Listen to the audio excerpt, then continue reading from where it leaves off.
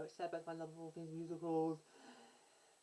And the musical in question, we are shining a spotlight on tonight. Quite literally, it's Jesus Christ.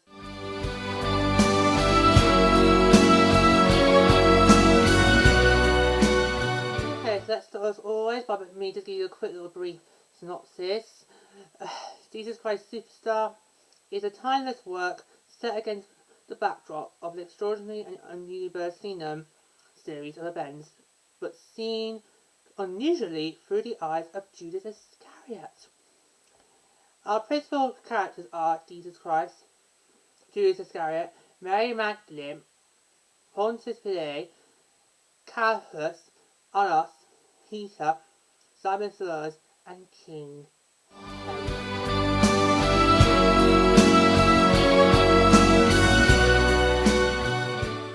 Right, so now I'm going to talk more about what I love about the musical. I think we'll start with the type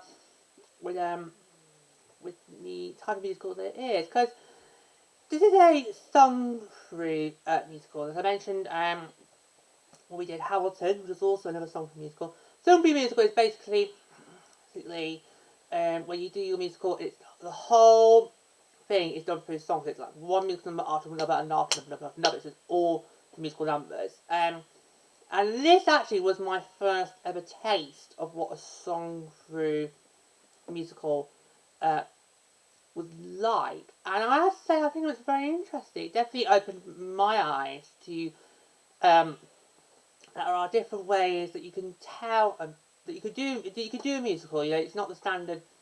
You know, there's no standard formula to doing a musical. You can do it however you like. And I actually think this is works actually quite brilliant for a musical. Particularly for me, I'm thinking I'm not sure if we're going to cover it on the musical numbers, but we'll cover it anyway, just in case.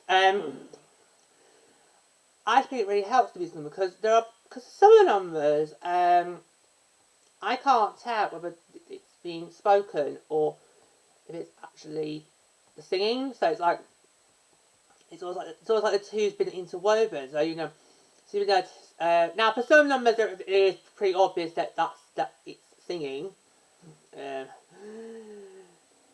want to give an example? I Don't Know How to Love Him. That for me is a definite example where, yeah, that's definitely singing. There might be some more, which you could probably pick out for yourself, but for me that's the big example there. Yeah. But what I love is, I remember watching it thinking, for some of the characters, and I couldn't tell if they're actually speaking the verse or they're singing, which actually is quite brilliant. Yeah, so it's a brilliant way to do musical song through. It's interesting. I suppose you've got to find the right story to do a song for a musical, haven't you? And this actually worked quite brilliantly, quite perfect, and particularly with some of the characters, for some of their voice tones. It's just I actually applaud them be able to do that. It's like, wow. But we'll go to more of that later on. Maybe we'll get to the musical numbers and possibly cats as well. But yeah, and yeah, so every single number is basically just after number after number. Because that's how some musical works. It's just to have the whole musical told through song. Although this musical is interesting because I think parts of it you can tell all actually is spoken, but other bits singing was actually quite good. Yeah, and I actually really love what's interesting in the characters. I love how this musical it gives an opportunity to basically, actually there's actually more to that particular character than the story goes. Because we've all know the story about, obviously, Jesus' execution, crucifixion and all that. I was taught it in primary school. Yeah, in my primary school, we would be told the stories for the Bible, and the ones I can remember in particular are the ones that actually involve Jesus. So yeah, so obviously you get the whole details. It's not quite easy to read, particularly if it's primary school age. But yeah, so we all know the story. But I think a lot of us probably maybe thought it about how certain characters just did did what they did, without sort of questioning it. It's basically just a classic case of, well, it's God's will. Like obviously Judas, for example, and how he actually does, after he's done the deed, actually shows a bit of guilt, a bit of remorse for it. So that's interesting. But also for Jesus, how you think, he just goes through it. But we actually know there's a big number, a big iconic number that comes up, which actually shows us that Jesus actually sort of questioning, why me? Literally, why me? Why have I got to be what goes through with it, so those characters, you get to see a different life. Also, another couple of characters that you get to see a different particular life, which we'll talk about more in the character section, is Herod. That's an interesting one. But I'll talk more about that when we get to the character section. But what I do know is how we're supposed to see with these characters. Obviously it's based on the true Easter story. And some of the characters you think, well, actually, you actually get a second take of it. You go, well, actually, maybe it's because they go like this and like that. And some other characters, based on what they actually do in the musical, ultimately go, maybe I should do it that way. So it's interesting that you get to have a different take on certain of our principal roles and how you compare it to the actual story. It's interesting because it actually makes you sort of think, maybe it should have been, maybe it's more. So that's why I love it. So the characters' roles, what they do in the musical, actually makes you sort of second guess the whole thing, which is actually quite brilliant. And also the themes are really good as well, because it's interesting because it also incorporates a lot of different themes, which obviously driven which obviously told through the lyrics and the ironic allusions to sort of modern life, which gets scattered throughout takes lots of events. You've got to sort of really pick them out. There's a lot of in the musical. There's a lot of intentional anachronisms, but you've got to sort of, point them out. I remember watching it. I wasn't doing that. I was just watching it there because I love a good musical. But there are quite a few bit of anachronisms in there to modern day society, but you've got to try and really pick them out there. So I kind of like that. I love how some of the themes of the musical actually have to driven the lyrics to our wonderful musical. Because it's got a bit of a rock feel to it, which is I don't know if you would ever consider that, given combining the Easter story to a rock and roll genre. But then when you see, you actually go, well, actually, turns out it rather works. It's one of those things where you two different types of a blend where you think, it looks okay, that's not going to work. But no, in this case, it actually ends up working. It actually works for the better, which is really, really, really, really, really good. And I do love also, is the emotional connection that some of the numbers do. Some of the numbers do sort of make you feel sort of tranquil and sort of calm, given the heavy themes, obviously, that you don't be able to see. We've got one or two jolly numbers, which I'm like, is this getting a bit borderline, particularly where they are sort of positioned, and they're both in the second half, because the way they're positioned, I'm always watching,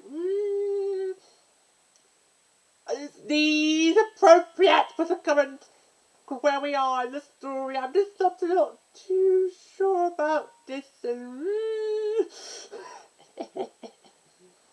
I'll dive more into it when we get to musical numbers. But just yeah. So there actually is. You know, I don't. There should be. There actually are ones where you do sort of want to do a little shimmy in your states. But I don't think we should be doing. But hey, no.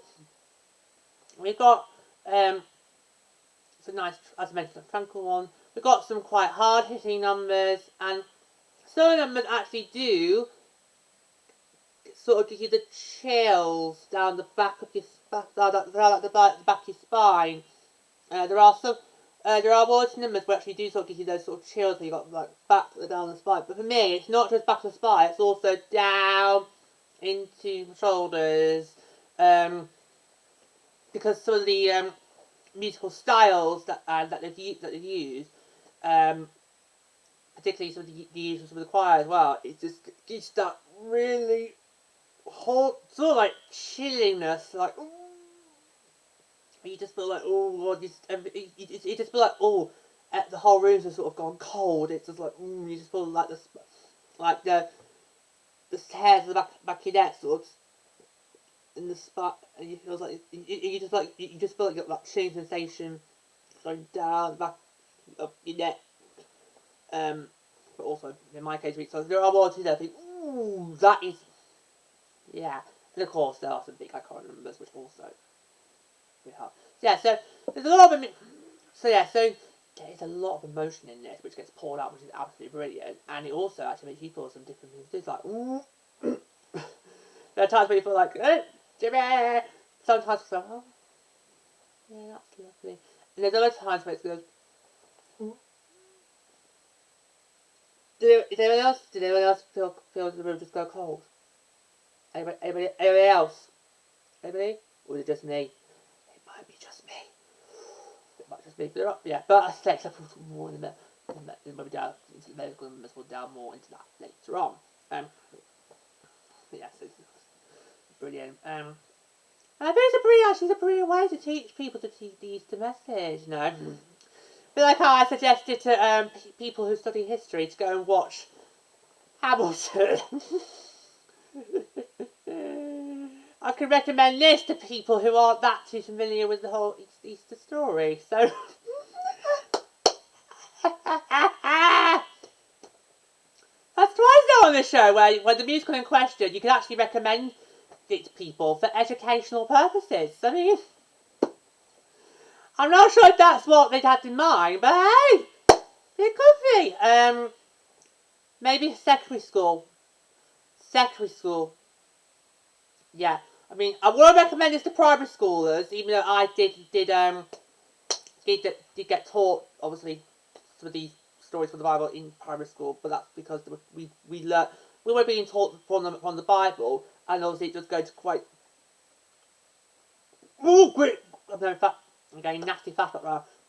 It does go quite in detail some of the lengths that went into the crucifixion, which I do think sort of get toned down a bit, frankly, in the production. Yeah, but maybe not for primary schoolers. No. Secondary school, so 13 up. Yeah, 13 up. So there's only secondary school RE teachers who want to around about Easter time, thinking what can we do to teach the Easter message. Here's your answer. There's your answer. Just reel this musical out, and there you go.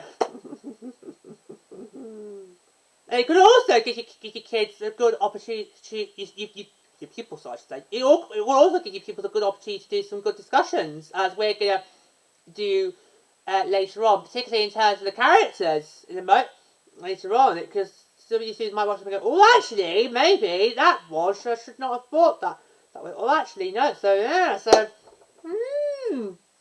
have I just given to school teachers not a lesson plan? Oh no, we're not supposed to be educational here. We're supposed supposed to be all lots of fun and just spreading the love of musicals, but but no. But no, I do love the epicness of this whole production, of its scale, of the grandness of it, and I do love how some of the themes in it and how that sort of even sort of is, you know, shapes the lyrics as a whole and mentions things in today's society. But as I say, you've got to try and look out for those anachronisms. I think if I got the opportunity to see this again, I would probably try to look out for them. Because I remember the first time I just wasn't doing that, because I just thought, like, I'm just here to watch it, because I love a good musical, and cool. And maybe, that's something, right. But yeah. And also, all the characters I think are brilliant, because in the roles they do in the musicals, it really does actually make you think, and like, well, actually, maybe I don't know the Easter story as well as I think. That is quite something. And of course, so many of our musical numbers are absolutely iconic. There's quite a few that are iconic, which we're going to delve more of into the show later on. We talk about musical numbers and these characters, which is going to be very interesting conversation, particularly the characters, because I do feel, before you go, it's like with Wicked, you sort of know what's going to happen, but even after you see it, you come out and you think, oh, well, actually, yeah, I actually now feel different about it, and that is the power of musicals, my friend. That is the power of musicals. It makes you able to make you change your perception about particular characters, which I think is quite brilliant and quite amazing. Yeah, but I just love how in the musical numbers, how you know this is a song-free musical. It doesn't make it obvious that they're all singing. Some of the characters, some of the verses they have, I do think, ooh, was that spoken or was that singing the lyric? And I think it's brilliant because you can't tell the difference. Which I think in a song-free musical is what you need to do. I think that if you're going to be in a song-free musical, don't try to make the audience know whether you're singing your verses or you're speaking your verses. Try and get the audience confused and think, ooh, is that being spoken? Is that not? Because I certainly, when I saw this for the first time, I definitely was like, ooh, that character's definitely singing, and then, that's spoken. It's like brilliant. It was really interesting, obviously, for me, because obviously for my first ever taste of a song musical, it was just like, this is what's going on here? But it's what's been intriguing at the very same time. Yeah. So maybe that's my tip for all those future performers. If you're going to be a song-free musical, try to confuse your audience as to with your verses, whether you're singing them or you're doing spoken. Try and make your audience confused and have them lead your tour and going, ooh, what's so doing that? Because I think it's a brilliant technique, and I think with this musical, I definitely can't tell between whether a particular character is either doing their verses spoken or singing, which I think is a big help. But it could, but easily could have been made obvious, which thankfully it's not, because it just so yeah. So all my fellow future performers out there, if you're ever putting a song through musical, try and make your audience confused as to whether you are doing your verses spoken or whether you're doing it singing, and that's just make them go away with wondering. And thinking, oh, that was great. Yeah. So overall, just sort of kind of wrap it up, I think the themes of the whole musical are really, really great. I love the themes to it. And I love how the characters and the roles they do in the musical just makes you completely second guess what you think you know about what is a really, really important story in human society.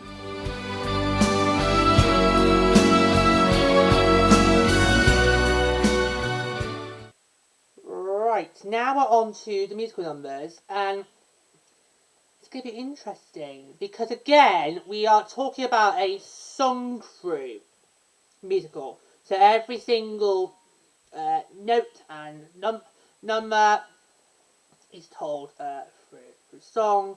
But as I mentioned at the beginning of the show, I talked about what I loved. What I really love is how some of these numbers and some of the characters, but the way they do their verses, I can't tell whether they are speaking the line or if they're singing the line, and that's quite brilliant. That's quite brilliant because normally in a musical you can sort of tell when someone's singing and when someone's not doing, when just doing spoken. But I just think it's absolutely brilliant. Yeah, I think it's absolutely brilliant. You can't say that. It's like you can't really sort of tell which is what's being spoken about, what's not being spoken. Right, so let's go through them. We will do Act 1 first. So in Act 1 we have Overture, Heaven on Their Minds, What's the Buzz, Strange Things Mystifying, Everything's Alright, Jesus must die, Hosanna, Simon Says Poor Jerusalem, Pilate's Dream, The Temple, Everything's Alright Reprise, I Don't Know How to Love Him, and Damned for All Time, Blood Money. Right, so, so,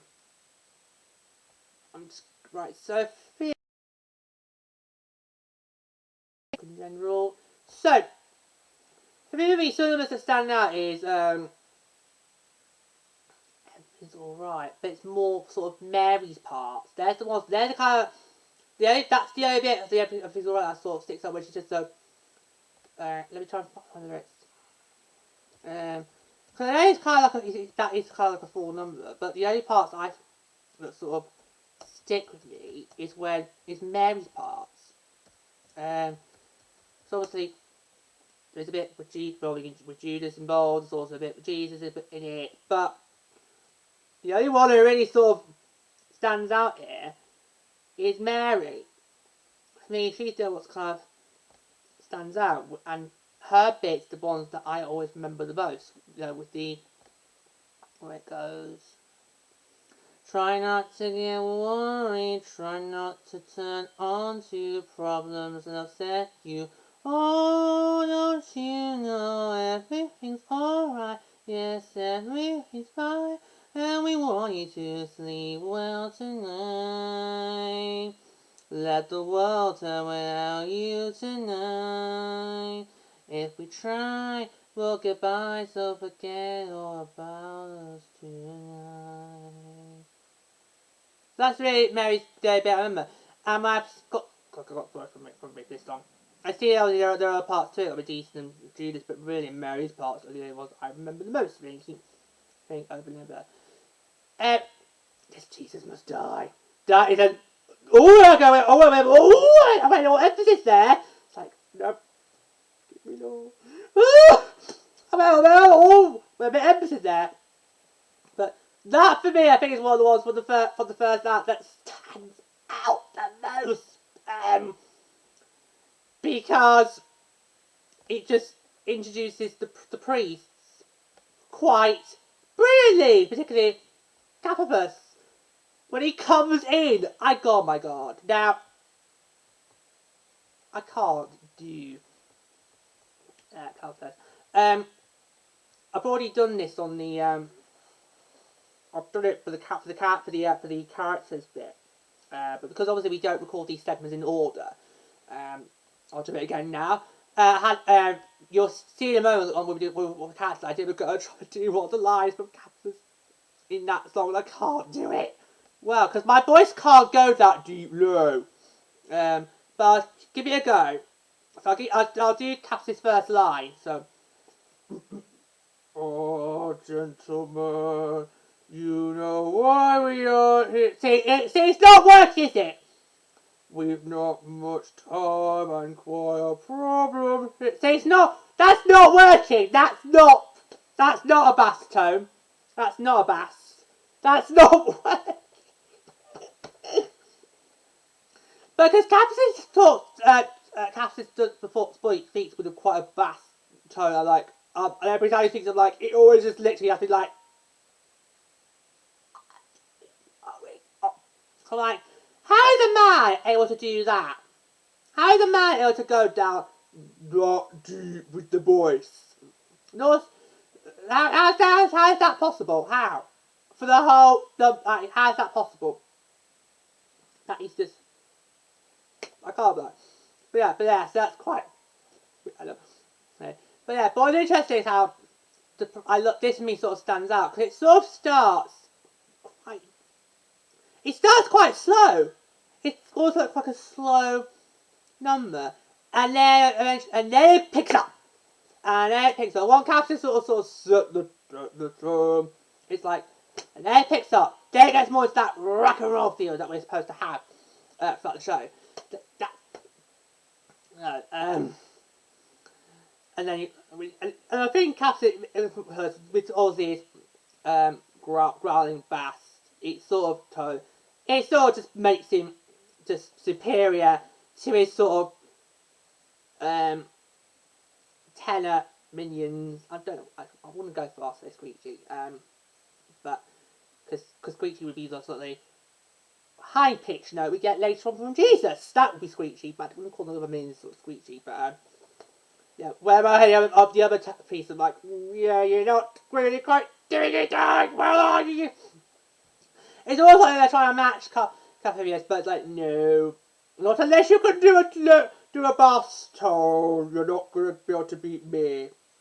Okay, so it just sort of makes it very clear who's in charge, who's the chief here. We did already know. I think what's quite weird about this number is, if we did already know who the chief was, now we know. It's the one with the low voice. Oh, it's brilliant. And I just also like how that just literally going OTT there. It's like how they're just very, very hammering in with the emphasis. You know, when they say must die. They really are sort of giving the emphasis to their words. Just try and hammer it in quite clear.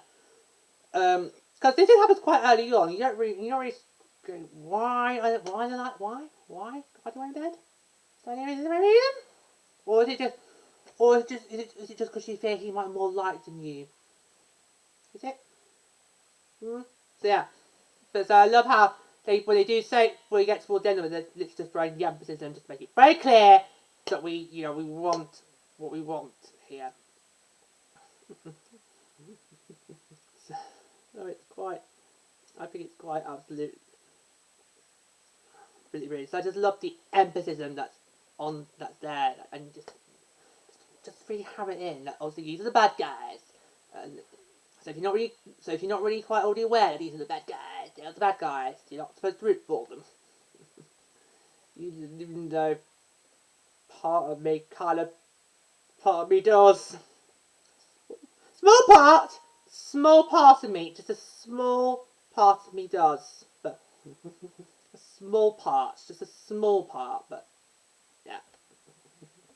Now the other sort of main, Pele's Dream. This is an interesting number, and this also sticks out to me because it's kind of it's different because this is more for rock and roll sort of thing, but this song is very gentle.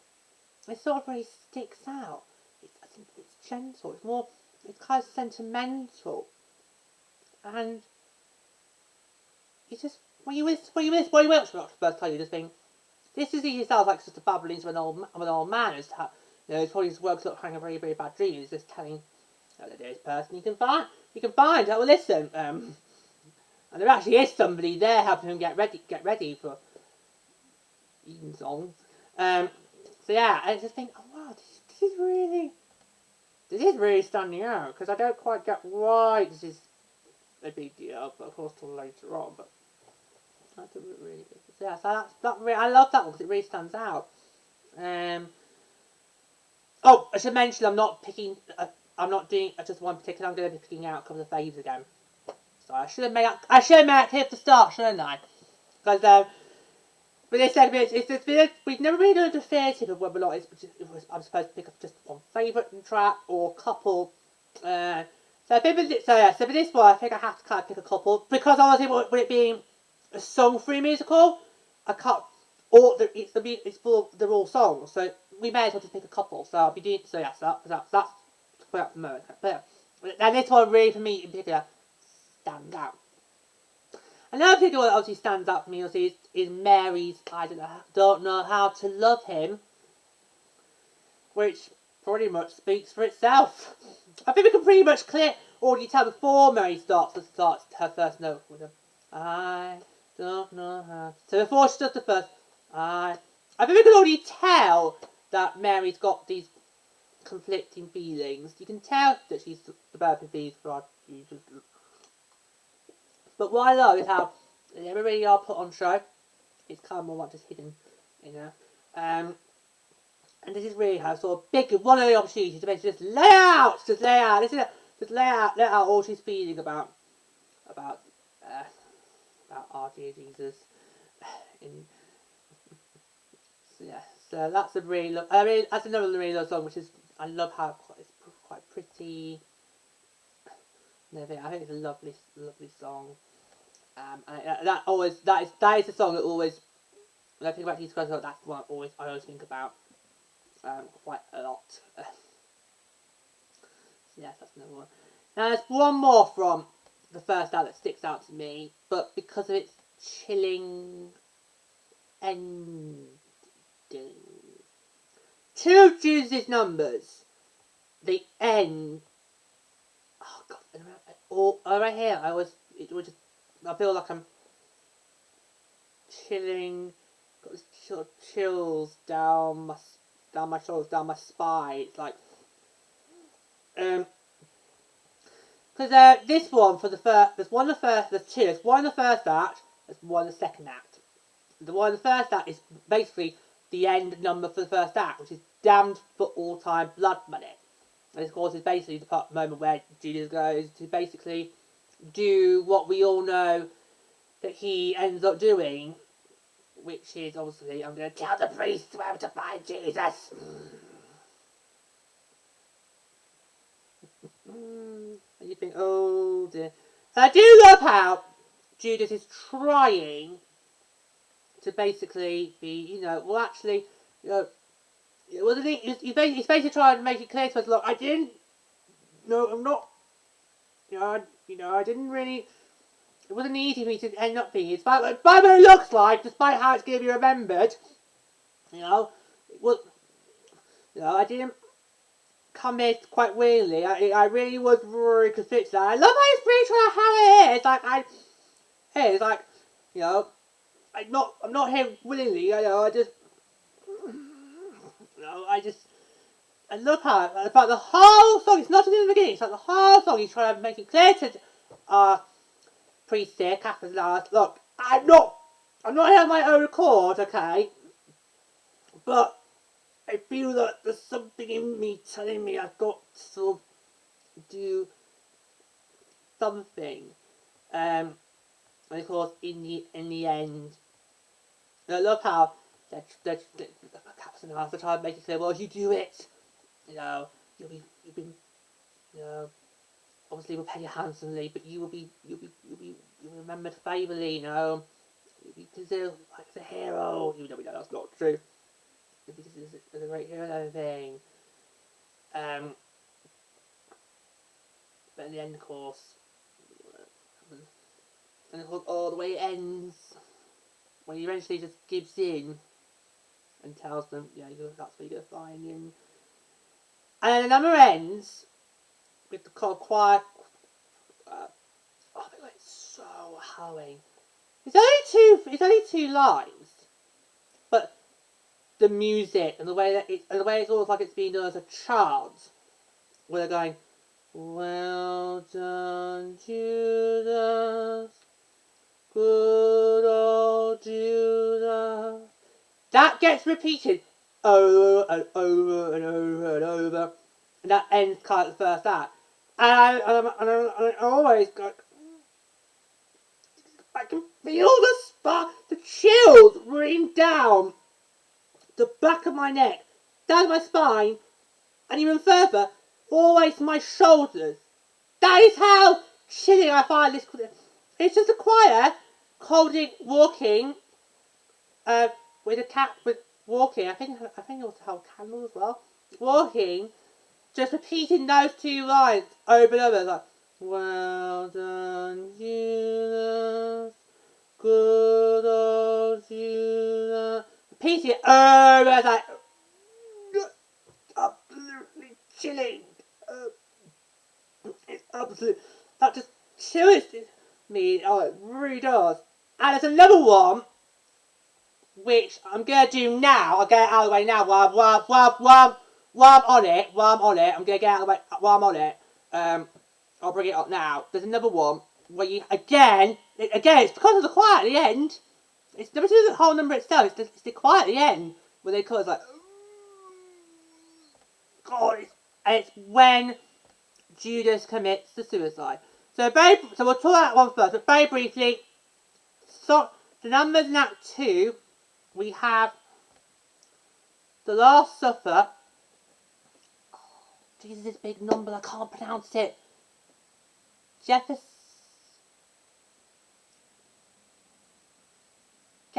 Gethsemane? I've not pronounced that correctly. I'd have to forgive me, my lord. I want to say the arrest, Peter's denial, Playing Christ, King Herod's song, Could We Start Again Please, Judas' death, Trial Before Play, Superstar, The Crucifixion, John 19:41. Now I'm going to do Judas' death first because, as I've already mentioned, there's a number that is quite harrowing. While it's still fresh in my mind, I'm going to do it real now. Is when Judas' death happens, which is quite gruesome to watch. And wow, because basically you get Judas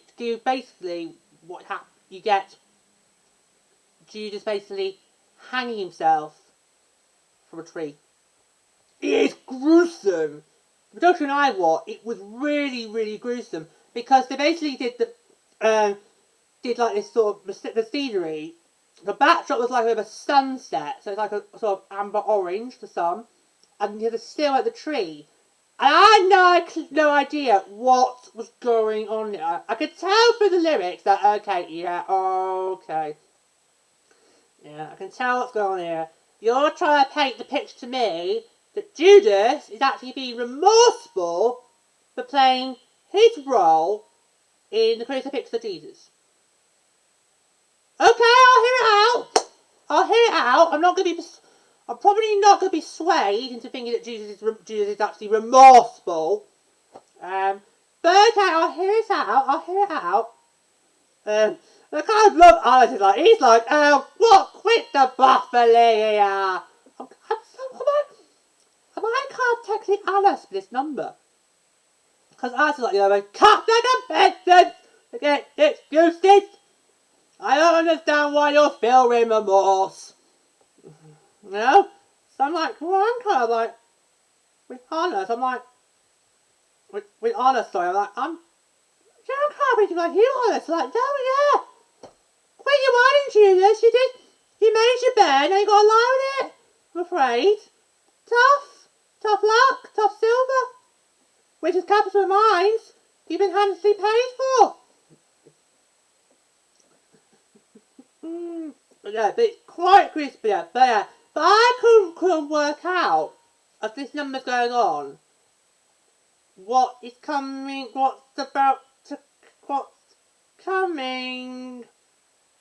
and it's not until he actually does it, because even when he's on the tree, because he's got the rope, when he gets towards the number, he's got the rope around his neck, the footstool he was standing on, and that's now gone. He started dangling from the tree. The number's coming to the end. He cries out Jesus' name, and then that's it. The deed's done. And it's not until after the deed's done the haunting choir come back on do I then realise what has actually happened here? We've just witnessed a man hang himself. I'm getting a lot... Right, don't get me wrong, I do love this musical, but it's giving me a lot of horrible flashbacks to primary school days when I actually had to learn this story and learn it from how it's told in the Bible, which I'll talk more about in the character section in a moment. But yeah, so again, it's not the number itself that gives you that haughtiness. It's the choir who come on at the end, and again, like they did in the first act. Like they did in Dance for All Time, Good Blood Money. Here they come again, and they're about to... And it's really interesting, because this time it's even worse, because what they do this time is, again, come back on, and they keep saying, again, it's just 2 lines, they keep saying over again, this time it's like, poor old Judas, so long Judas, poor old Judas, so long Judas, and like, that is haunting! That is absolutely haunting. And what's your word? Is you can easily spot while they're coming on doing the whole haunting. You can tell the set's being moved, ready for the next bit, which I believe is it when play first meets Jesus, or is it? Oh, there's the trial. Oh, there's the trial. Sorry, I forgot the trial. Oh, I was about to get to the right. So Jesus is alive when play first meets Jesus after. But yeah, so if you try to get away from the haunting choir, you can sort of make out the moon and the scenery ready to begin. Obviously, the end game, the climax, which is of course brilliant. But that choir gets... So yeah, so it's just 2 numbers. You know, both for both Judas. They're great. However, it's a lot. It's when the choir comes at the end. That's still haunting to this day. I think it's the way the fact the music is quite rhythmic, and the way they basically just chanting it over and over. It's like, give me chills, because I can just feel the chills coming down the back on my spine. It's quite haunting. It's quite haunting. Is it haunting? It's not worth thinking about. It gives me the chills. It really does give me chills. Yeah. Right, so then back into the second act, we've got to talk about Jesus' big number, which unfortunately I can't pronounce it. I can't. How do we pronounce it? This is gonna really bug me, because it's a brilliant number, and I can't pronounce it. I had to go right. Let me see if I can look up how to pronounce it. Because come on, we've got to do it right. Because who knows? The Lord could be watching. Jesus Christ could be watching right now, and he's just noticed me not being able to pronounce that correctly. Let's look it up. I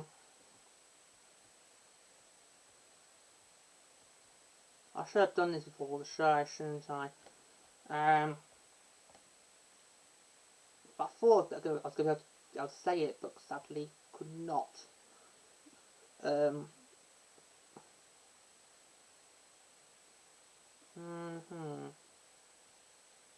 So I know you have to bear. This is going off track. You have to bear with me here.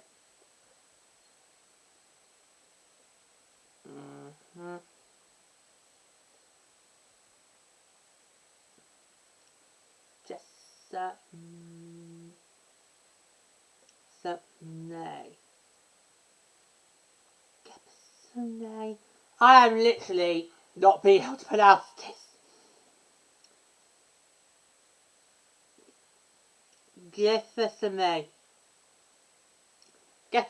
Gethsemane. I don't think that's how I pronounced it, but we'll go with it. That's all. It's right off the tongue that I pronounce it like that. So I'm going like So get us some A. This is the number.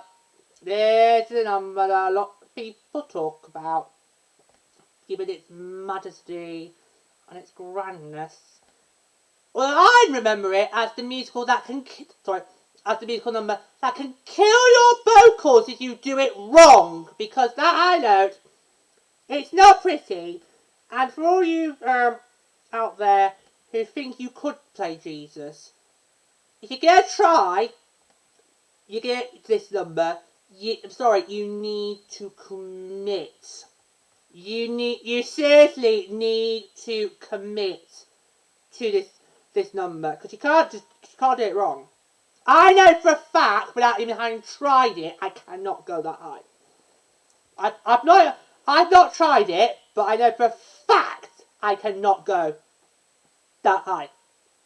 I'm not gonna dare try it, because I love try it because I need my vocal cords. Otherwise, there's no point in life. So there. So no. But if you are thinking I could do this, well, you're gonna have to really commit it, because otherwise you're gonna end up potentially, causing yourself lifelong injury in the vocal cords. So don't. Of course. But for me, this number just stands out because it really actually paints the whole big picture. Because I've always felt, because obviously I have to learn about the story from the Bible in primary school, I always just thought, well, okay, Jesus is basically, despite all the monstrosities he goes through, I just thought, well, he just does it willingly. It's always like, okay, this is God's will, and I trust in God, I'll do it. Robert. But actually, no. Actually, Jesus actually just starts questioning. And like, wow. This is basically the one opportunity where we actually get to see Jesus actually go, well, actually question, hang on a minute, actually does go and say, why? You think that word's not in his vocabulary? Because everyone was probably say to Jesus, it's like, why? Well, it's because God said, because it's God's will. That could be his answer every time someone says the word why. God's will. But here we go. Jesus actually ends up saying the word we never thought he actually said. It's, why am I having to go through this? Why are you basically condemning me to do this? It's almost, and I love it, it's almost like he's actually trying to have a good rage at his father. Of course, he's the Almighty God. It's almost like one last big rage against the dying of the light. Wow, I love how emotional it is. I love how this is something you really don't expect to see from Jesus. And of course, the high note. What's interesting, there's still a couple of verses to come after it. Normally, if you have a high note like that, it's normally either for the last line, or it's almost at the end. So so it'd be like the penultimate line you get, and then you do like a. But no, you have to know. And it takes you because you was like, oh, you did it right or not. But then there's still a couple of verses still to come. But what's important is they're actually showing, he's actually got some serious concerns about this. He feels conflicted about this. He actually doesn't feel, why am I having to go through it? But of course, in the end, the number, it's basically like how in No Good Deed, where Alphabet has her sort of rage against the dialogue moment. By the end number, she actually goes, well, alright, so be it then. It all must be agreed. Well, Jesus kind of ends up having that as well, where eventually he goes, alright, I'll do it.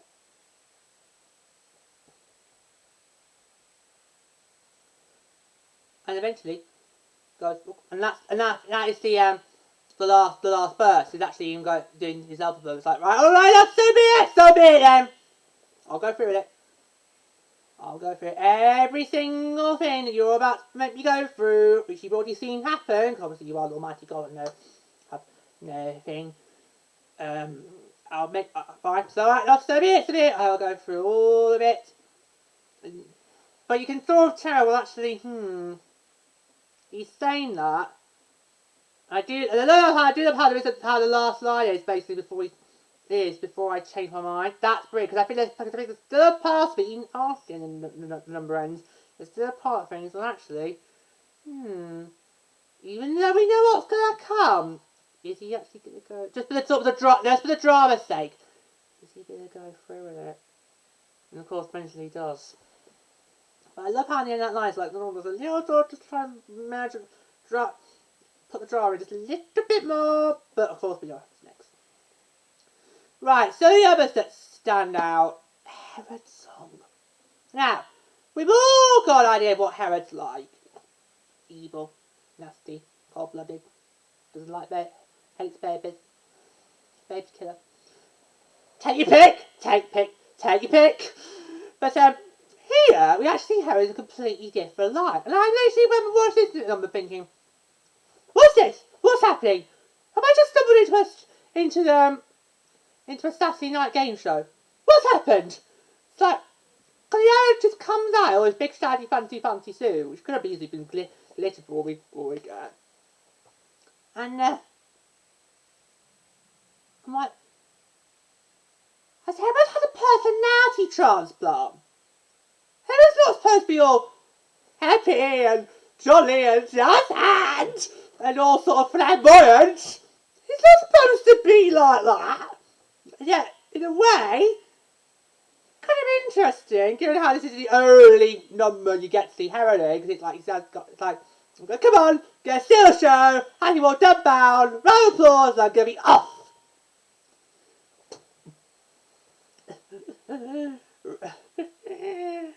Thank God that we had Mary, Peter, and Judas come on before the trial, because I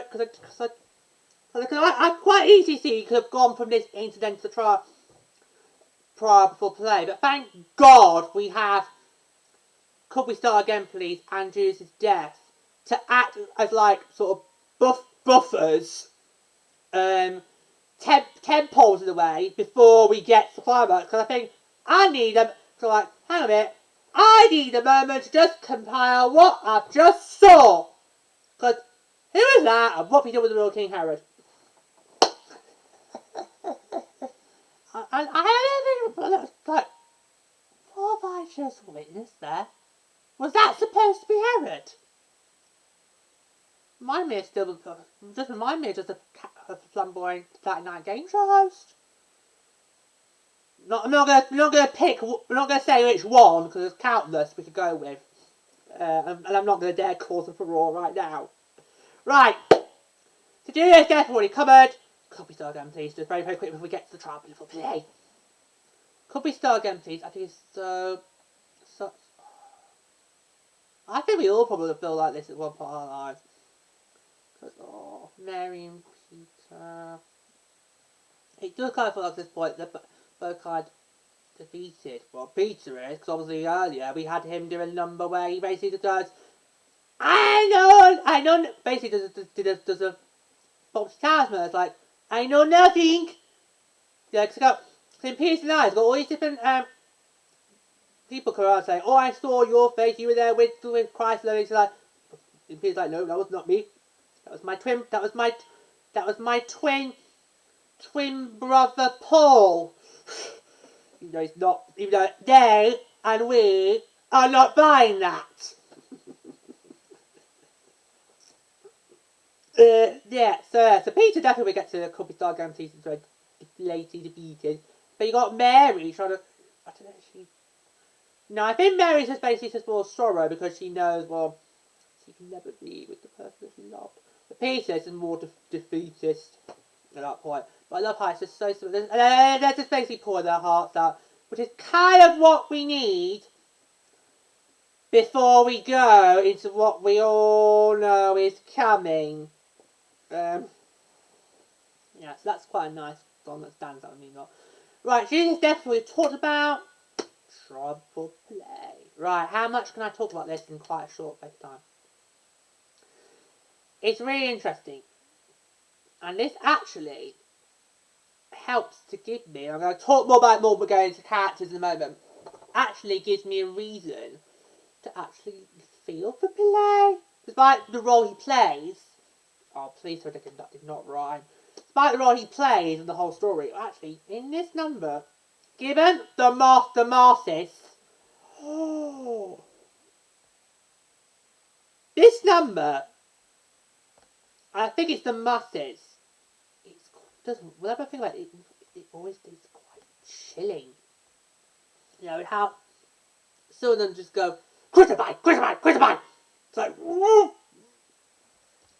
And it's just, because again, it's always like they're doing what the priests did earlier in, not Act 1, where they put the emphasis, but with the priests, it wasn't completely full on, just demented. Here, he is like a very demented mob, with the way they say it. Because when they always, because only in the deceased Messiah, when the priests go like, must die, this Jesus must die.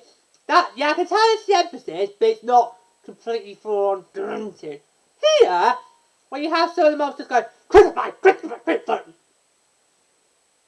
It's like, would you not want to have to be in police shoes? Thankfully not, I'm in the nice, I'm in the auditorium, I'm in the Autoless Pride. But would not like be police shoes. And what's interesting is like the whole number is he does not give into the masses.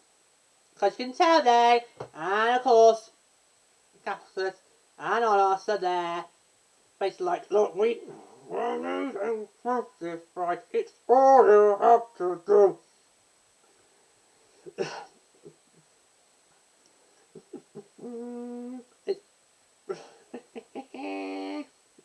And what I always have to say, it doesn't give in straight away.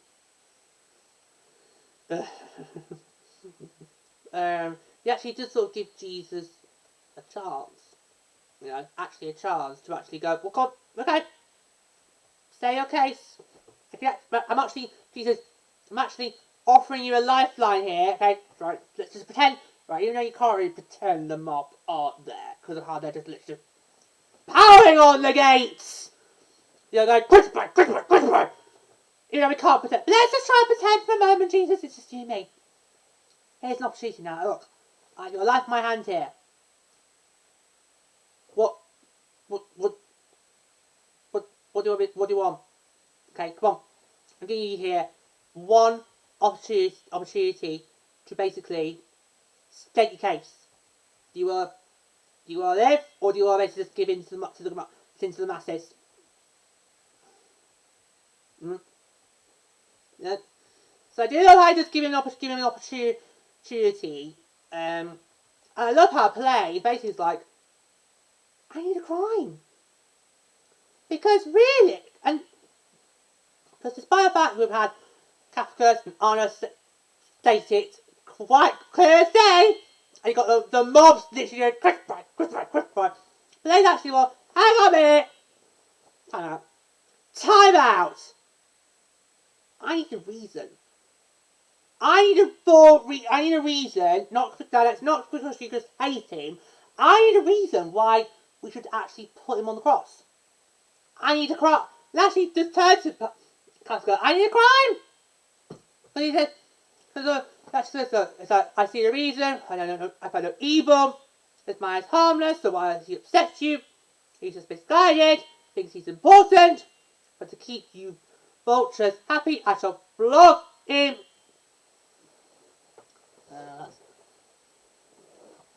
Okay, maybe I shouldn't have mentioned the last bit there. It's going to be all there because that doesn't really help the plot, help the ploy. So basically after he's just misguided, thinks he's important. That's where I should have stopped there. Because actually, yeah, as he said, what's on you? He actually sees no reason why. But what's interesting, he tries to keep them at bay, but of course we all know it's not good.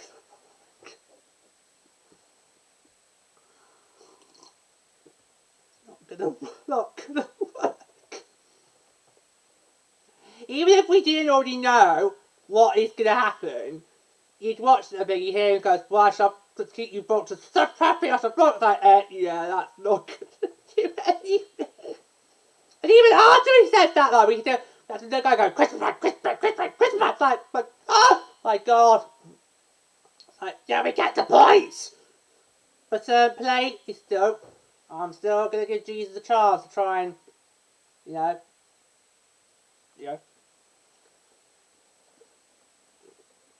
and even after 39 lashes, 39! No, still nothing. And it's always like, after that, it's like, right, one lot, it's like, we're at last chance Lou now.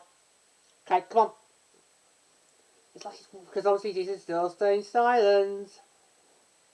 And play just doesn't understand why is it like, why are you not doing it? You know? And, oh, in the end, oh, it's so, oh. The ending of this number is just brilliant. Because by then, eventually, obviously we know Jesus is not going to say anything. Because obviously, thing. Eventually, poor play has to give it to the vultures. We'll call them, as he puts it. Eventually, gives in to the vultures, and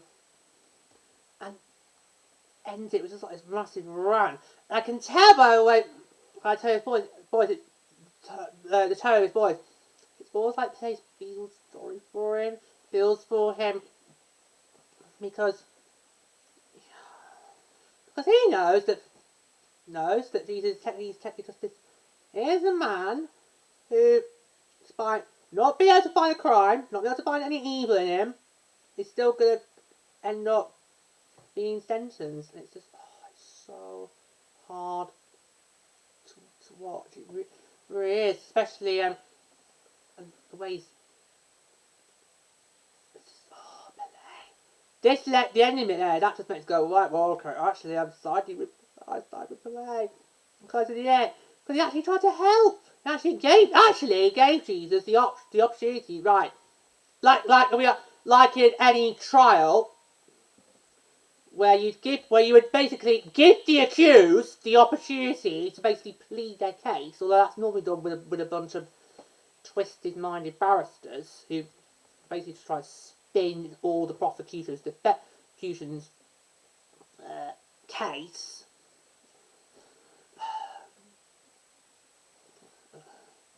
You know, but yeah, because remember this is supposed to be a trial. You know, it's pretty much closed and shut case.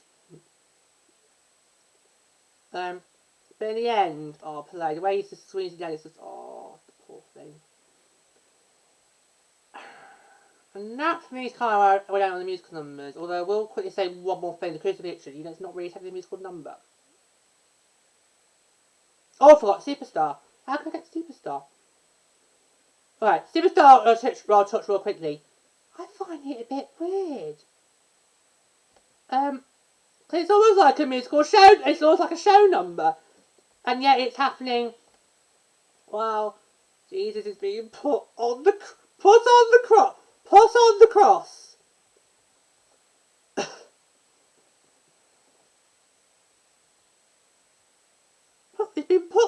He's been put on the cross. The cross is taking place. He's there on the cross, and it's got this massive show number. We've got Judas Iscariot, because yes, Jude. And you got all these pretty showgirls dressed in white, and just like with their angel costumes. Everyone's all dressed in white. All the big song and dance number. It's all because gospel singers are like, hang on a minute, this is kind of like a prelude to Jesus' death. I should not be watching this thinking, oh, that's a little shimmer. I should not be watching it thinking that. oh no, this is horrible. I don't want to have to watch what's coming. You know, we have to. I don't want to watch what's coming next. It's like, this is just a bit, no, this all feels a bit wrong. It's like, why am I should not be wanting to shimmy in my seats. This is just, no, it's what the, it's like, you know, it's like, we should just, it's just, oh. I just remember one minute, this feels completely wrong. It's not supposed to be it's not supposed to be a spectacle. It's not supposed to be a spectacle, and yet it is made into a spectacle. Oh dear. I mean, I do love the gospel singers, and that's lovely. That's lovely, because it is kind of a gospel song, but that's lovely. But maybe we should have just had them and sing it as a gospel, and not have the showgirls, just the angels, and Judas coming down, and just basically just think it right. But yeah, I know you're about to die, but I just want one last moment to steal the spotlight. Okay, and then okay, because obviously you get to steal the show in a moment, but can I just have one last mic drop before it's down to you? But it's like, I watched this, and given because it's happening as Jesus is being put on the cross is going up, and yes, that should be my favourite focus would be, but it's not, because instead I'm seeing all these showgirls and gospel singers, and I'm thinking, this has gone too far. No, this is too far now. It's no, and this is technically supposed to be the big main number. That's supposed to the standout number. You know, it's literally the last number on the song, on the whole show. This is too much. This is, oh my.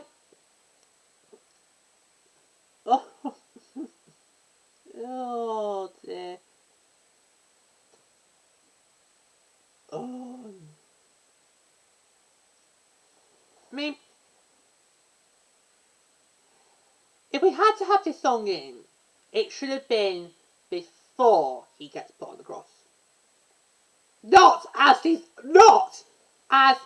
he's actually being put on the cross. And it kind of in a way sort of takes up most of the crucifixion scene, because what we get after that is kind of the ending, which is hard to stomach enough as it is, but this is just. Is it supposed to try and calm you down before we get to the horrors of what you're about to witness? Because it is quite horrifying to watch, and of course we all know the story. Okay, so but do you think, right, well, just in case anyone is sort of going to get traumatised by what's going to come next, let's put this nice little show tune in, okay? That will calm everyone down, and then they won't be sort of too sort of traumatised when, because the crucifix detail is actually quite hard hitting. It is a bit too quick. I can't believe I'm about to say this. I'm not sure how, if Jesus is watching this now, I'm not sure I'm going to take this. I actually think we should have seen more for the crucifixion instead of this. Because like I said before that, this doesn't happen before he goes on the cross. This is happening as his crucifixion is taking place. As he's being put on the cross is going up, he's down the cross. And it's a big number because it's about what? Is it about 4? It's right. The number itself, the length of the song is 4 minutes 50 seconds, which is quite standard in terms of show tunes. But given how, in terms of the content of the story, where we're at, it does feel like it's taking up quite a lot of the crucifixion's already been done out of the way. But it's like, because The crucifixion itself, which happens afterwards, is done real quick, and we know it's not done quick. We know, in terms those of us who studied it, well, not studied, but was taught about it in primary school or high. Well, I was taught it in primary school. Some of you might have been taught it in high school, but I was taught it in high school. In primary school. In my high school, we didn't really do religion. We did RE in high school, but it wasn't really all the Bible.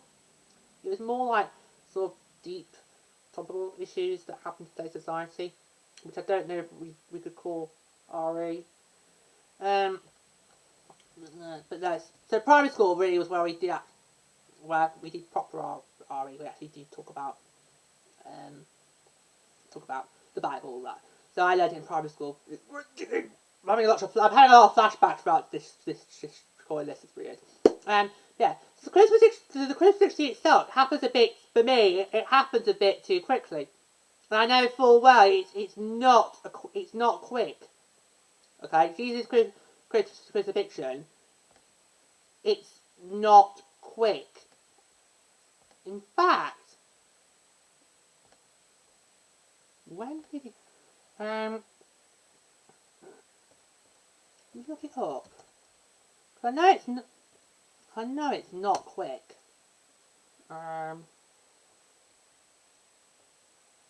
Do we actually know for certain?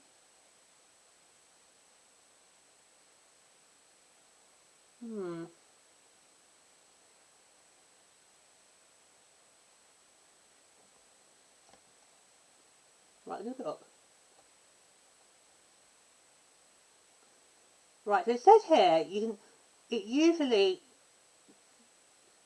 takes either between 6 hours and 4 days to die by crucifixion. Okay, so that's in general. Let's look up Jesus's. Okay.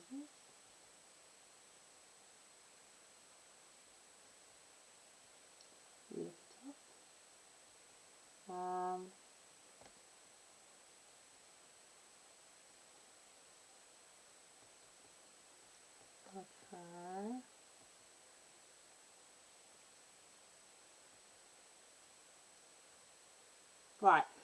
So Jesus' crucifixion takes place at the 3rd hour, but his death comes at the 9th hour. So that would would be 6 hours on. And yet, after we've had Superstar, we then get to the actual crucifixion, and it doesn't feel like it, but it does sort of end quite quick. And I'm thinking, well, the reason it's ended quite quick is because we've just had the showgirls. If we didn't have the showgirls, we could have held it in a bit more. All I know is we could have just sort of held it in that emotion a bit more. Actually see that Jesus actually was scared. But I do love how they portray it. Because again, we think, oh, Jesus went for it willingly. Well, actually, here, no. Actually, nope. Completely different. Nope. You actually see him actually feeling scared. But I always thought that got a bit too quick. Because we've had the bloody showgirls. I mean, showgirls are lovely at the best of times in musicals, but there's a time and a place for a showgirl number, and that's not where we're about to have a crucifixion of a character. Okay, that was they should have just done after the trial before Pilate, and he condemned him. Should have been right before he goes on the cross. Have a Superstar, and then we get to crucifixion. That's what it should have been. But I can't believe I'm actually saying I'd want to see more for the crucifixion. I know, my lord. I can't believe I'm saying that. I can't believe I'm actually saying that. But I would have seen more from the crucifixion there. But yeah. I very nearly jumped the Superstar altogether because I wanted to get on to the crucifixion, even though it's technically not a musical number. But there you go. Right. Okay, so in all, that's my thoughts of some of the highlights. Now, time to pick some faves. Now, as I said during the segment, but today we're not going to do just one particular, because it's a song for a musical. I kind of think we have to do a couple. So from Act 1, my sort of faves from Act 1 are This Jesus Must Die, I Don't Know How to Love Him,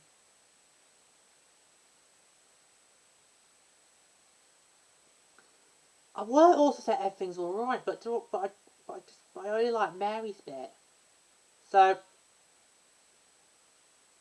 I'll say, no, I will go if it's alright.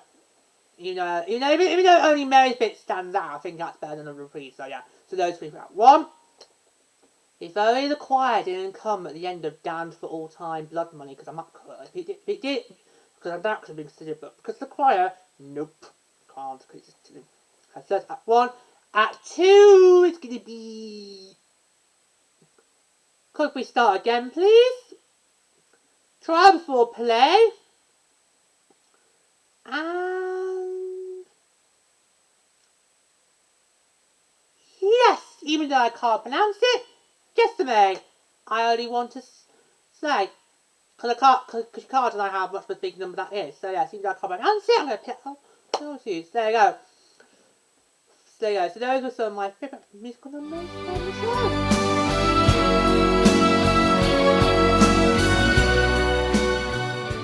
Okay, so now we're going to go on to the characters, but I think, as Kath puts it, we've got a problem here. Because, how can you give it to somebody else? I mean, this is always hard at the best of times, but because this is based on, our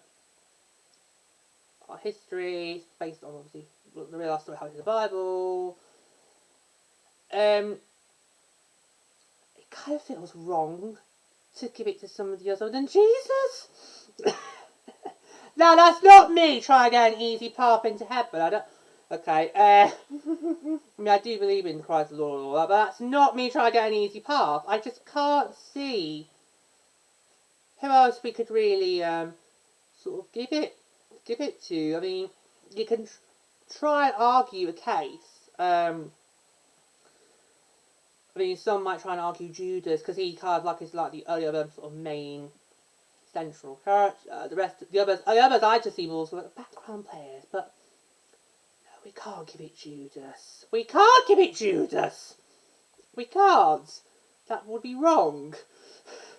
Because we all know what Judas does in the end. So no, so we can't give it to him. So I kind of feel that already there's no point trying me trying to sort of, try and sort of drag the suspense on who I'm potentially going to award it to, because I think it's pretty obvious who it has to go to. But let's just go through some of the other characters as well. It's quite interesting. Herod, I thought, was really, really interesting because I've obviously learned all about the different stories from the Bible and all that, and I've always thought that King Herod was supposed to be evil and wants to kill all the babies in the land. That's what I was thought about Herod, and yet here it's quite interesting. It's almost like Herod has a personality transplant, and I'm like, what is going on here? It's like, why is Herod all of a sudden acting like he's some camp Saturday night game show host? You know what I mean? It's like it's a completely different side to Herod. I'm like, I don't know what to make it. Yeah, because it comes on, and it's all, you can see he's got the glitz and glam. I mean, if he in real life, Herod easily could have been a game show host. I'm sure he would have fit well on ITV's roster. But yeah, he's just a bit more sort of Herod, he's a bit more sort of flamboyant. I'm like thinking, okay, this is definitely not what I remember from being taught about the Bible in primary school. I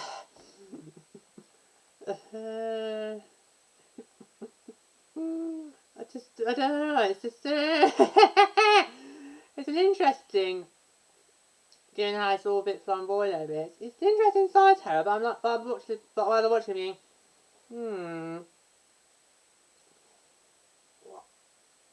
I yeah, I don't know what to make of her. It's like, okay, it's completely different. Who knows? Maybe this is what the cat could have been. A completely different life. But yeah, I just think, I mean, it's interesting. It's interesting to see Herod in a different light and what Herod could have been if Herod wasn't supposed to be, all that bad and killing innocent babies. But yeah. So Herod, right. Let's take right. Can we just take right? Let's for a moment take Jesus Christ out of the equation here. So let's just pretend he's not in it, okay? So let's just for a moment, let's just pretend that Jesus Christ is not in it, okay? Now if we take him out of the equation, of the others, who could I maybe say go for? Well, it wouldn't be Herod, because of what I've just put there, he's like victim. He's a bit surprised. Because of course Herod only comes on for one number, and then he's off. He's on for this one big number. He has a bit of song and dance, and then he's off again. So, sorry Herod, you don't do that much. I mean, it's nice you're trying to appease to us by trying to show us you actually were nice and friendly. Didn't mean to commit all those evil, devious acts, but, sorry, not enough to sway me, so Herod's out. Then we've got, right, let's get to the others. Who's another I would rule out? Well, Peter, because he's a bit, we don't really see much of him either. He's another one that comes up a little bit and goes off. So yeah, so I didn't, so no, I wouldn't probably, no, we don't really see much of Peter's full opinion on him. I mean, I do get why he behaves the way he does, but does that make Peter a coward in the end? I don't know. So he's another one out. Here's another one that other principal for. Well, we've got Simon Sorcerer's here for the principal character, but I don't remember much from what he does, apart from basically trying to just rally all the rioters. So given how I don't remember much about him, probably new. All the priests. Right. Can we just talk about Capabus? I have to give props to the actors that are to go that deep low voice. And when you first hear like, no way, you can't maintain that. But it's really, I don't think I can do that. Apparently that's a voice type. It is. It's a bass tone. That's the type of voice type it is. To play Rob. I don't know. So shall we go? I don't think.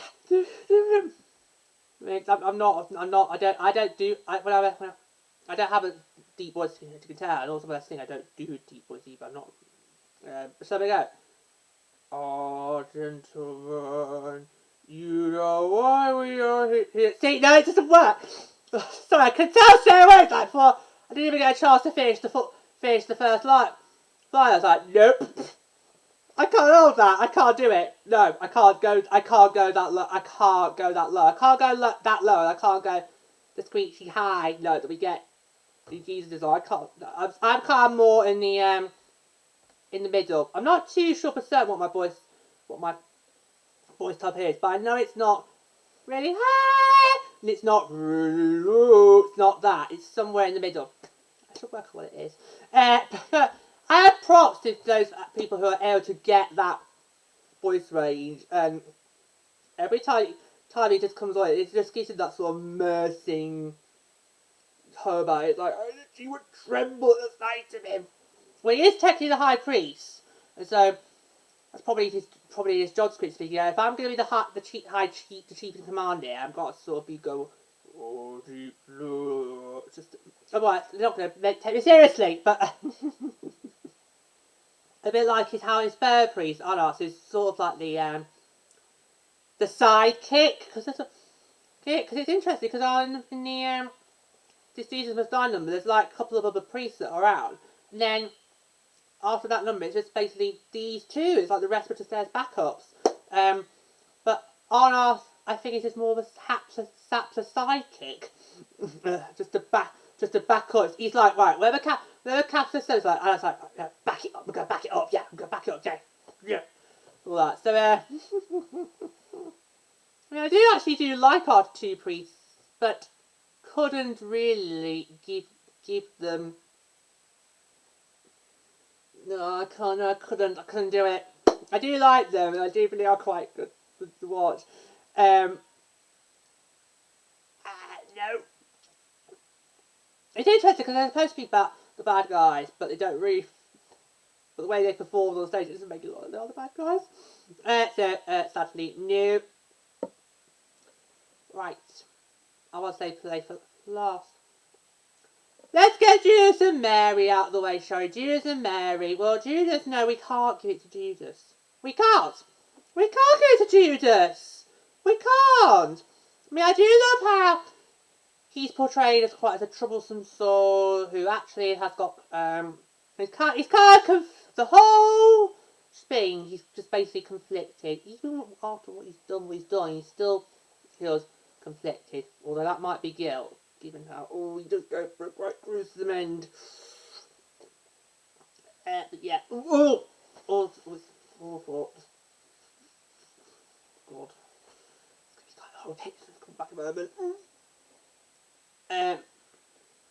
No, I can't. I do love how the Jesus is portrayed as how, because if you ever thought, he's just that bad, that Jesus is just horrible, so well, actually, this gives you the opportunity to actually see, well, actually, there's kind of two sides here to the coin. And while yes, he did what he did, at the same time he was also conflicted, and so in the end, he was never able to be a piece of, was he?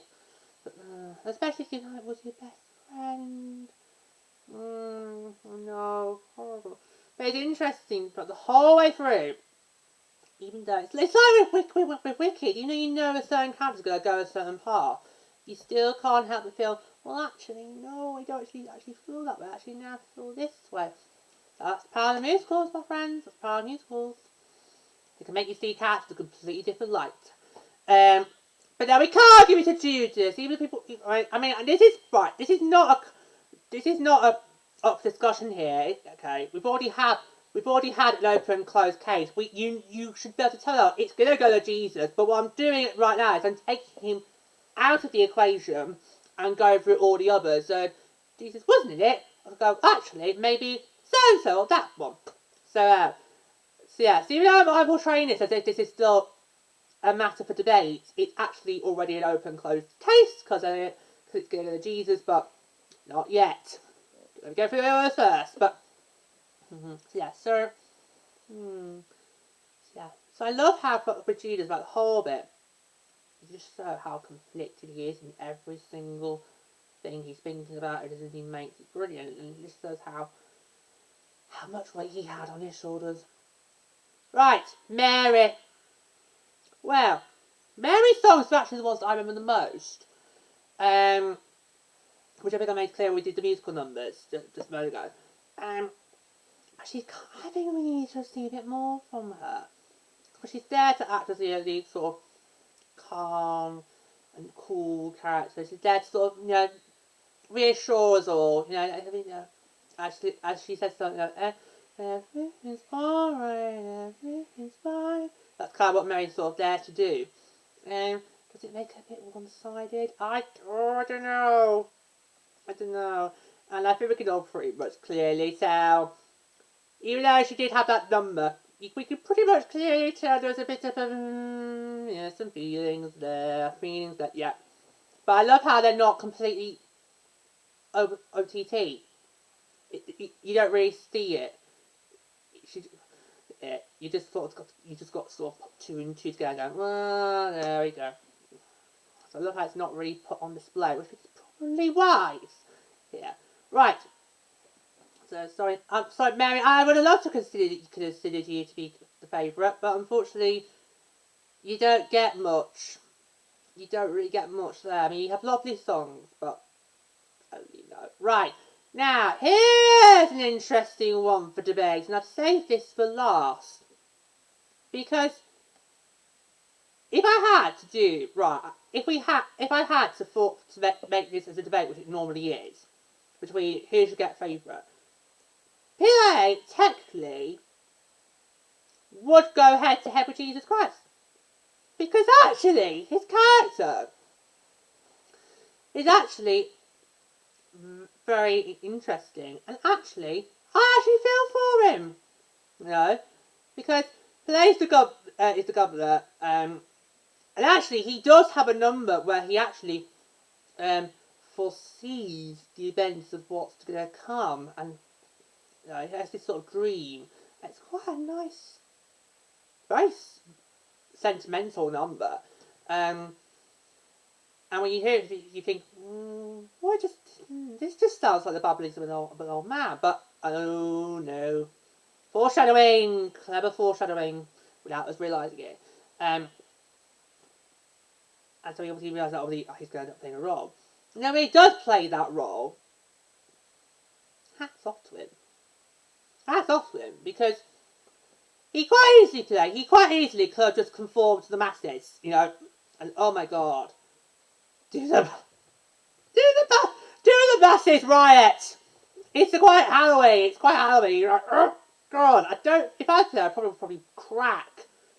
Given how and I'm going to talk about given how functioning it is, and how when you hear it, how he manages to not just conform straight away. Yeah, you could have easily given in, but actually he goes, well, actually, no, hang on here.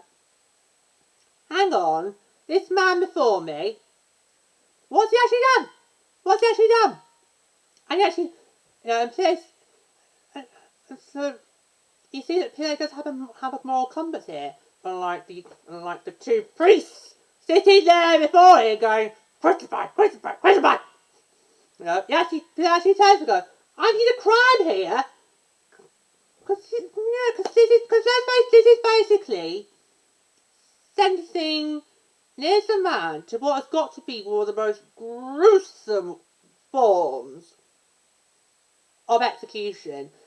Oh god, like I remember in I'm having a flashback now to primary school. Because I remember in primary school, we would do, we would be taught about the stories of the Bible, and all that. And the ones that I can remember the most are the ones that obviously involve Jesus. There you go, that proves my love for the Lord. Jesus, and obviously in the Bible, it does go into full details about crucifixion. It's not a pretty, it's not pretty, and or it is quite actually one of the most gruesome forms of execution. So yeah, I'm kind of with Pilate here. It's like, okay, if you get what I want this, then I'm sorry, we're gonna need a crime. We need a crime. Well, the only crime you can really think of is that he, in the words of the Piccadilly, simply told everyone to love each other. That's the crime! He told us all to love each other. That's the crime. Oh. So it's left. It was an episode of the Piccadilly where, and it wasn't just doing Easter. It was actually a Christmas episode. It's in one of my top 5 favourite episodes of Piccadilly. I know this goes on, but just bear me one sec. So in it, they're doing the Beers is doing their version of the Nativity, and Geraldine Bell's the poster, and the poster says the greatest story ever told, and the Beers, they all start going, well, actually, we don't think it is, and they keep rolling off these different details which are quite disturbing. I think one of them brought a toothbrush. because they all think that's brilliant instead. And then Jed has to go, right, no, can we just pause for a second here? Can I just remind you about our story? So the pet talk, my time Paul the story is, and Jesus' birth, and then they're all like, yeah, okay, it's brilliant, post it, leave it as it is. Works every time! There you go, works every time. So you got a couple of people being doubters going, that's not really a great story at all. We'll just do a Geraldine Granger. Do a quick little browsing monologue, and then you've got them in the palm of your hands. Okay. So that's getting off topic, but I just want to try and harrow in the whole, well, where's the crime? Well, here's the crime. Well, the only crime you can really think of is that he told people to love each other. That's the only, yeah, so, so Pele actually in the, Steve, what was the, what is it, trial? Not really, is it, although, yeah, the trial before, Pele. Well, it's not really a trial, is it? Because it's again, it's an open and shut case, Gub. It's just we need you to give in and give the order. But hats off to Pele. It's like, well, actually, nope, I'm not. Nope, I'm not simply just gonna just sentence the man straight away there to death. I actually would like to have the reason. What's his crime? What is the crime here? And of course, well, obviously, nobody can really find a reason. But, just do it anyway. Yeah. So I love how Play just actually goes, actually, hang on, if you want to do this, then actually we need to find a crime. And unfortunately, no one can present it. Yeah. Oh, what I love was the end where Play, when he actually just goes, because eventually, obviously, Play does obviously have to then give in to the masses. So it was a quick, and then it was either a Christmas.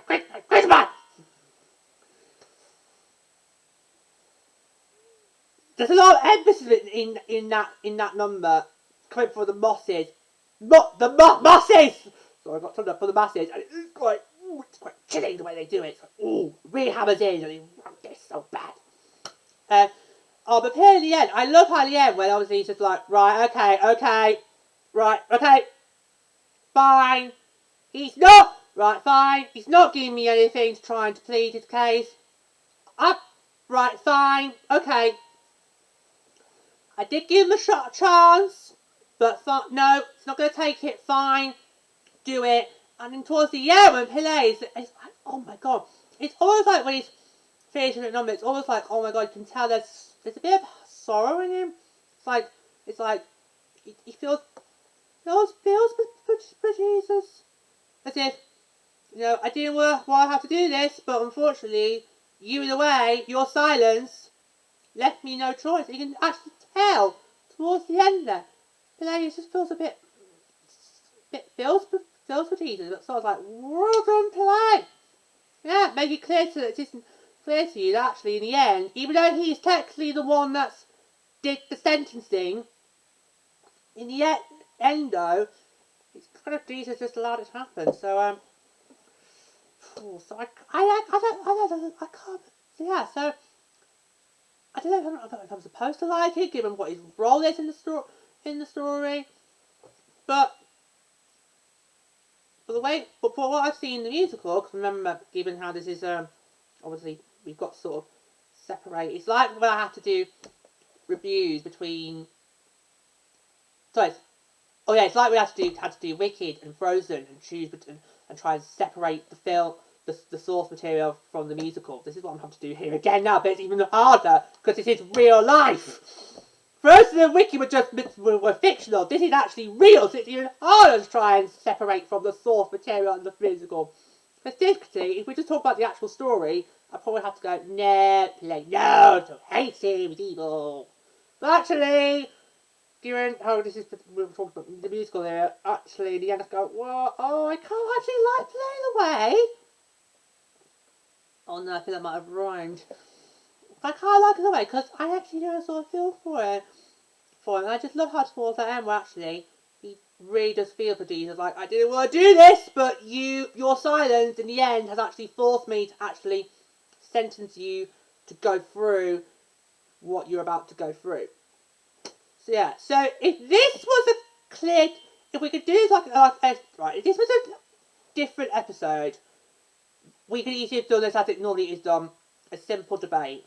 But I'm afraid we can't, because this is an open and closed case. Because I can't see, and again, this is not me, this is not me trying to buy my way to heaven here by saying, I'm going to pick Jesus as a favourite. If the Lord is watching right now, if Jesus Christ is watching me record this right now in 2022, if you are watching, Lord, okay, I do love you and all that, and I did love you in the show, but that what we've just done is sort of what I would do if you were not in the equation. Right, now I've got to finish off. Let's now bring Jesus back into the equation now, okay, because I've now had a fair shot of talking about all the other characters and how I've done it if Jesus wasn't in it. But let's now bring him back into the equation now.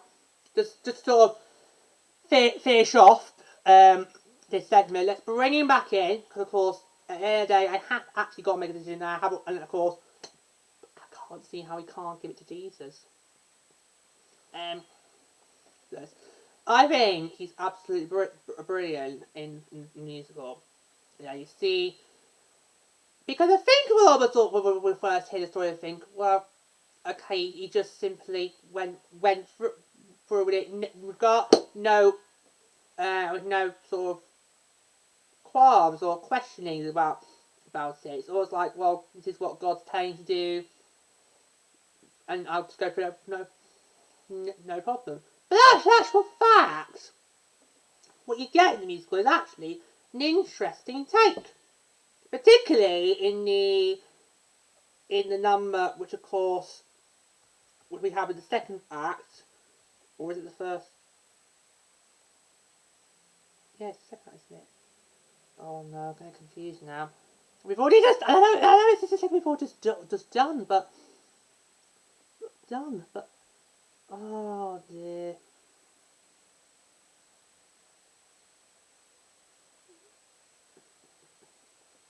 Yes, no. The first act is... Yes, it is the second act. It's the second act. I know you're thinking, hang on, we've both just done this, but of course, like any good show, you record the segments out of order. So, oh dear. And then you just piece it all together to fit the form of the show. So, technically, you just see me talk about the musical numbers. Chances are, the musical numbers was recorded before we did this. But yeah. But it is a musical number. I can't pronounce it. Where he's like, basically just having a rant to God. You can actually tell, it's almost like you actually think, well, why am I got to go through this? Why you actually do this to early on? And of course, I know. But of course, by the end of that, we'll decide to actually, okay, fine, I'll go through it. That's what you want, so be it. So yeah, so it's interesting, because I think before you see the show, you hear the story about Jesus' death and everything, you probably think that was like, okay, yeah, but this was God telling him, you've got to go through this for the good of society, for the good of humanity. And Jesus is probably like, yeah, okay, fine, no problem. Despite all the gruesome tales that has to happen, despite being backstabbed by one of your best friends, despite having to go through a trial where obviously we know there's no chance of getting acquitted, despite getting whipped 39 times, I believe it was. Despite that, despite them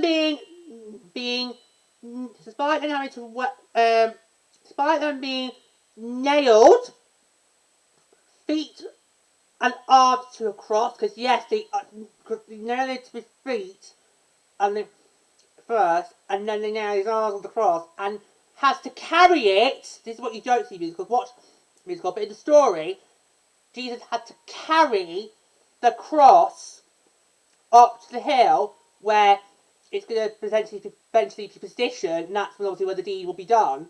That's quite... I always thought that thinking, how can you go through that? I was quite glad we didn't have to see that happen, because that would have been terrible having to watch Jesus drag this cross up the stairs. That not would have been pleasant, but yeah. Despite also having to have despite also having to wear a crown on his head made of thistle thorns, because they really were sort of literally trying to paint sort of, well, you call yourself the king of the Jews, we'll make you look like the king of the Jews, we'll actually make you wear a crown, except it's not, so yeah, so you think being crucified enough wasn't gruesome. There are loads of other different things that also happened that Jesus had to go through. Oh god, I keep having flashbacks to when I learned about this in primary school. Because I did, it was in primary school. High school, RE, it was just, we didn't do anything about the Bible. It was all in primary school. So thank God for primary school, RE. Otherwise, I had to wait till I went to the musical. Can you believe that? That would have been a travesty. So yeah, so it was primary school RE did more about the Bible. I can't remember much what we did in high school RE, but I know it was nothing to do with the Bible. That was all done in primary school. So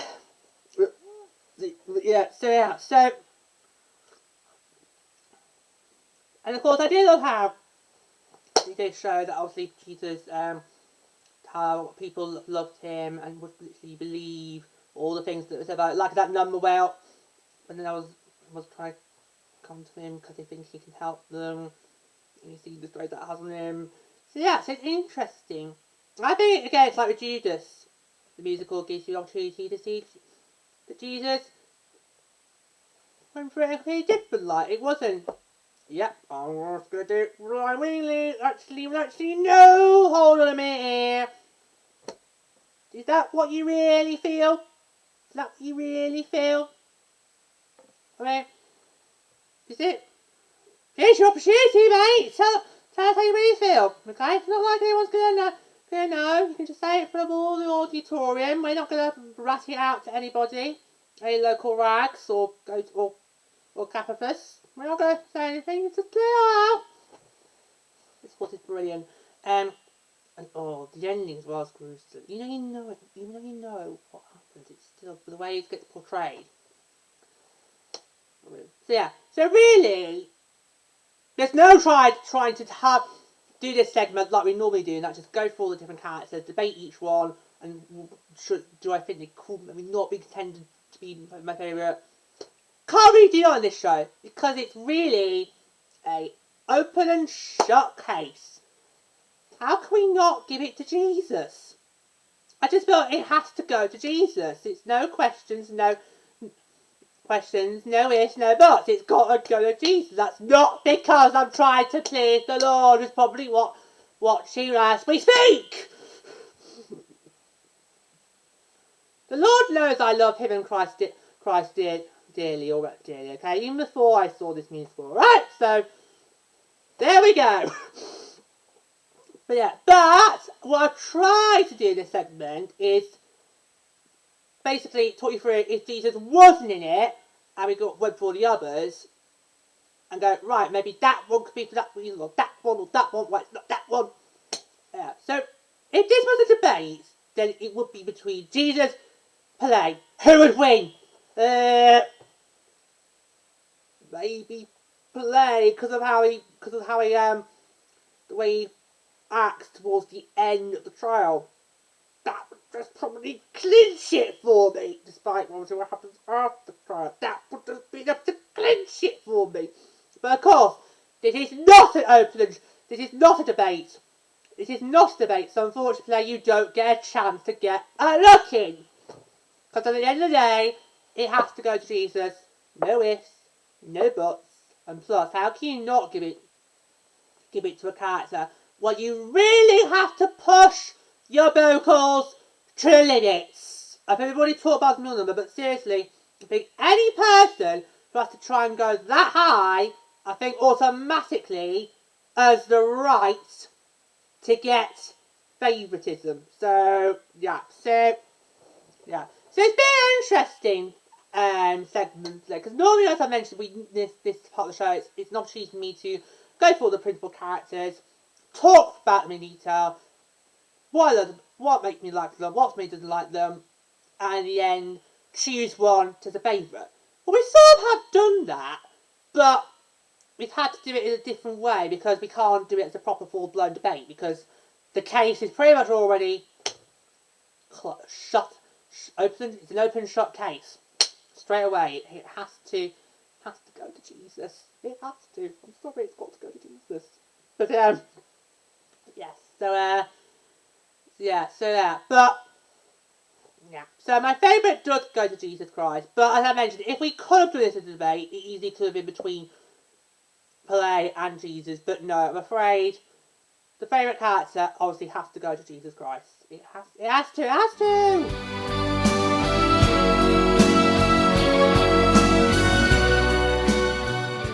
Well, so that's all we've got time for on today's show. Thank you so much for joining us. Until next time, that's Showtime.